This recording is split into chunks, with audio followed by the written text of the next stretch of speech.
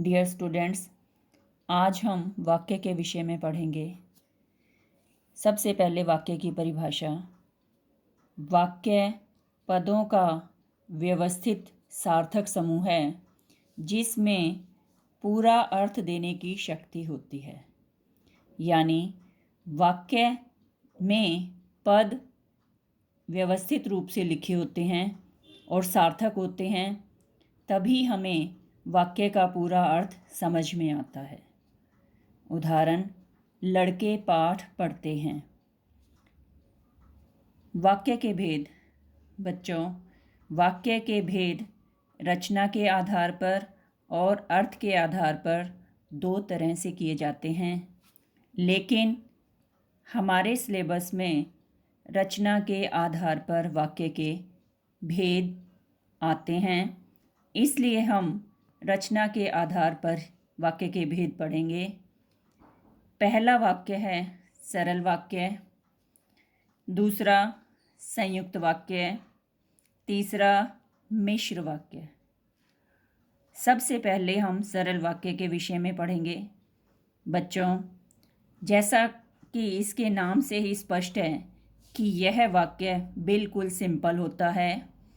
इसमें एक ही क्रिया होती है, यानी एक उद्देश्य और एक विधेय होता है। उद्देश्य कर्ता को कहते हैं और विधेय जो कर्ता काम करता है उसे विधेय कहते हैं। जैसे इस उदाहरण में मोहन पाठ पढ़ता है। पढ़ता है एक ही क्रिया है। उद्देश्य और विधेय के हिसाब से देखें तो मोहन जो है यह उद्देश्य है और पाठ पढ़ता है यह विधेय है। दूसरा उदाहरण, वे सब खाना खाते हैं। वे सब कर्ता हैं, उद्देश्य हैं, और खाना खाते हैं विधेय है। यह सरल वाक्य का उदाहरण है। बच्चों, हमारे पेपर में वाक्य दिया होता है और उसका सरल वाक्य में परिवर्तन, संयुक्त वाक्य में परिवर्तन या मिश्र वाक्य में परिवर्तन करना होता है। सबसे पहले हम सरल वाक्य में कैसे परिवर्तन करते हैं यह जानेंगे। जब भी कोई दो वाक्य दिए हों या कोई मिश्र वाक्य दिया हो, तब उसका सरल वाक्य बनाते समय हमें उसमें करके, करते ही या के कारण का प्रयोग करना पड़ता है। जैसे उसने खाना खाया, वह बाजार गया। यह दो वाक्य हैं।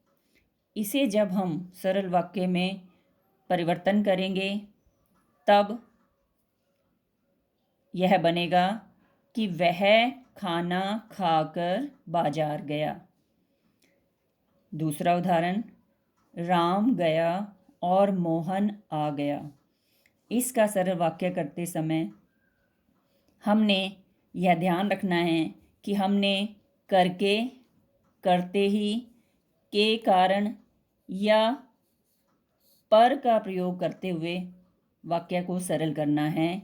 इस वाक्य में देखो, राम गया और मोहन आ गया में राम के जाते ही मोहन आ गया।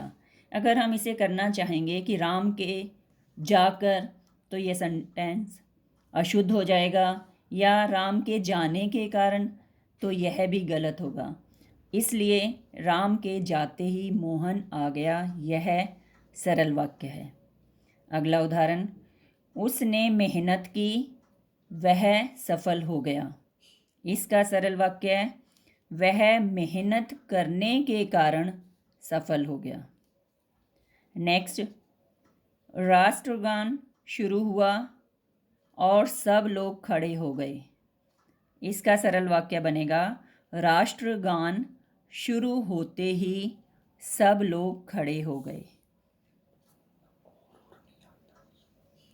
इसमें जैसा कि हमने ऊपर कहा है, करके, करते ही, के कारण का प्रयोग करके वाक्य सरल बना है। आपने चारों उदाहरण में देख लिया, इसमें कर, इसमें जाते ही, इसमें के कारण और इसमें भी होते ही का प्रयोग किया है।